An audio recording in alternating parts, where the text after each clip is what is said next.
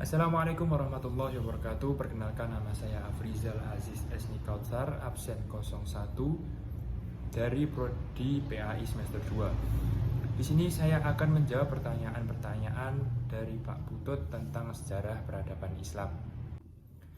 Untuk soal yang pertama adalah jelaskan pengertian kebudayaan dan peradaban serta produknya masing-masing.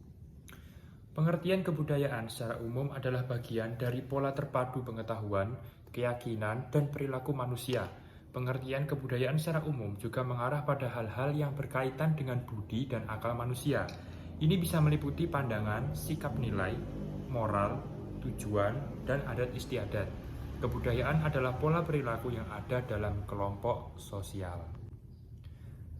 Dan contoh produk kebudayaan adalah seperti arsitektur bersejarah, rumah adat, seni pertunjukan, dan musik daerah. Sedangkan peradaban adalah bagian dari budaya yang sangat halus, indah, dan maju. Sedangkan pengertian peradaban dalam arti yang lebih luas adalah kumpulan identitas seluas-luasnya dari semua hasil budidaya manusia yang meliputi seluruh aspek kehidupan manusia. Dalam hal ini, baik fisik seperti bangunan, jalan, maupun non-fisik seperti nilai, ketertiban, seni, budaya, ilmu pengetahuan, dan teknologi. Peradaban sendiri diidentifikasi melalui unsur-unsur objektif umum seperti bahasa, sejarah, agama, adat istiadat, institusi, serta melalui identifikasi diri subjektif.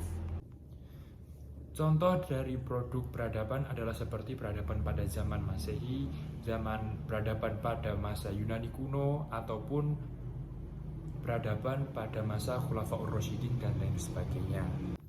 Kemudian untuk soal yang kedua adalah jelaskan peradaban masyarakat Arab pada masa pra-Islam. Masyarakat bangsa Arab sebelum datangnya Islam disebut sebagai masyarakat jahiliyah karena mereka hidup dengan hasrat dan hawa nafsu tanpa aturan dan tanpa dikendalikan oleh akal pikiran. Dan kebiasaan bangsa Arab sebelum Islam datang adalah berzina, berjudi, minum minuman keras, dan kebiasaan terburuk bangsa Arab sebelum datangnya Islam itu adalah mengubur hidup-hidup anak perempuan yang baru lahir. Karena mereka menganggap anak perempuan yang dilahirkan itu adalah aib. Kemudian untuk soal yang ketiga adalah jelaskan dasar-dasar peradaban Islam yang diberikan Rasulullah kepada para sahabat pada masa awal. Dasar-dasar yang diberikan kepada Sabiqunal Awwalun adalah keberanian, ketangguhan, dan kesabaran yang luar biasa. As-Sabiqunal Awwalun merupakan orang-orang yang pertama yang masuk Islam dan perannya sangat besar dalam mendukung dakwah Rasulullah karena mereka memiliki pribadi yang baik, bertanggung jawab, dan terhormat di masyarakat. Tugas-tugas mereka seperti menunaikan rukun Islam dan rukun iman, melakukan keadilan, melakukan amalan kebaikan, meninggalkan kemungkaran, meninggalkan kezaliman, meninggalkan kelakuan jahiliyah, melarang kemusyrikan, menjunjung tinggi kesetaraan dan kemerdekaan manusia, mencegah keburukan, membela dan memperjuangkan agama Islam, dan menyebarkan secara diam-diam agama Islam yang dibawa oleh Nabi Muhammad SAW, dan pada akhirnya berdampak pada keberhasilan dakwah Rasulullah yang dampaknya sangat besar bagi umat Islam di seluruh dunia dan bisa kita rasakan hingga saat ini. Dan kemudian untuk soal yang keempat adalah jelaskan peradaban Islam pada masa Khulafaur Rasyidin. Khulafaur Rasyidin adalah orang-orang pilihan yang dimana melanjutkan dakwah Rasulullah ketika Rasulullah wafat. Khulafaur Rasyidin terdiri dari Umar bin Khattab, Abu Bakar As-Siddiq, Utsman bin Affan, dan Ali bin Abi Thalib.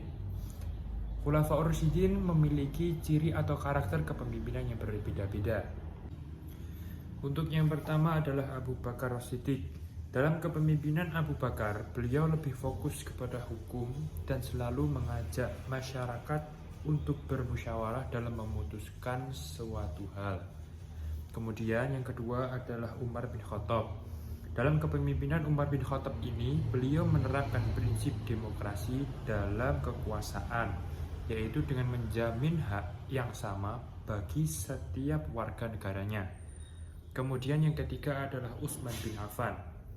Beliau ini membangun bendungan-bendungan untuk mencegah arus banjir yang besar dan mengatur tentang pembagian air ke kota-kota.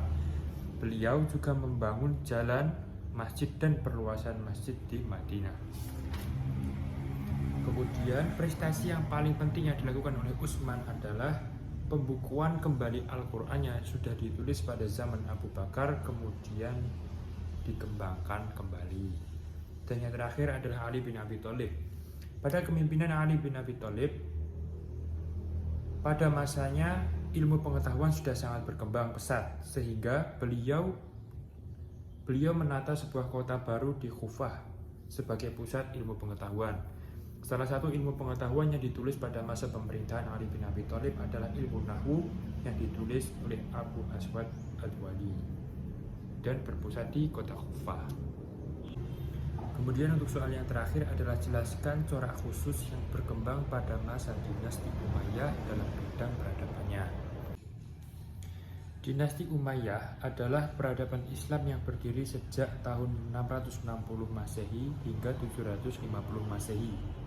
Pendiri dinasti Umayyah adalah Muawiyah bin Abu Sofyan yang sekaligus menjadi khalifah pertama pada dinasti ini. Sebagai khalifah pertama, Muawiyah dipandang dapat menghadirkan budaya baru dalam sistem pemerintahan tata negara dan kehidupan beragama. Selama memimpin, ia berusaha sebaik mungkin untuk memulihkan kembali persatuan dalam wilayah Islam. Dinasti Umayyah ini, sistem pemerintahannya bersifat monarki atau turun-temurun, sehingga semua keturunannya hampir memperebutkan harta dan kekuasaan saja.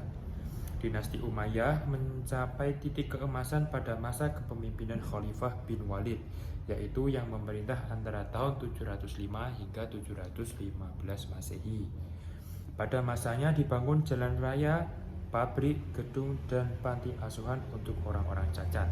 Selain itu, satu bentuk pertumbuhan kebudayaan pada masa Bani Umayyah adalah perkembangan bidang arsitektur yang ditandai dengan dibangunnya masjid-masjid yang memenuhi kota.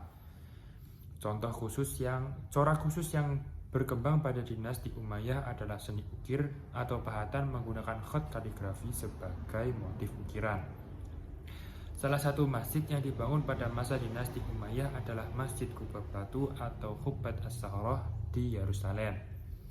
Seni pahat dan seni ukir ini berkembang pesat pada dinasti Umayyah, sehingga banyak Al-Quran dan hadis Nabi serta rangkuman syair yang dipahat dan diukir pada tembok atau dinding masjid, istana, dan gedung-gedung. Sekian, terima kasih.